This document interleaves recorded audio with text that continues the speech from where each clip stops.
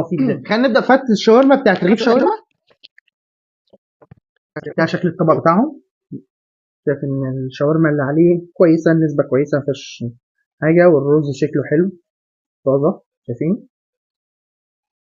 هنشوف الطبق التاني. ده شكل الطبق التاني، باين ان هو اكبر وباين ان فيه قطع شاورما اكتر. تمام.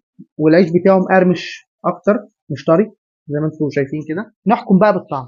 خلينا الاول نشوف رغيف شاورما طعمه بيقول ايه. بسم الله. تتبيله الشاورما حلوه مظبوطه، فيها سنه ليمون كده. طعم الرز وبهارات الرز متبهره حلوه قوي بصراحه. الرز باين عليه ان هو فريش، طعمه لذيذ. بس التركيه بتاعت العيش بتاعهم اللي موجود في الفته طري مش ناشف، فبالتالي مدي طعم كده مش احسن حاجه في الاكل. المجمل العام طعم حلو، بس نسبه التوميه فيها قليله شويتين.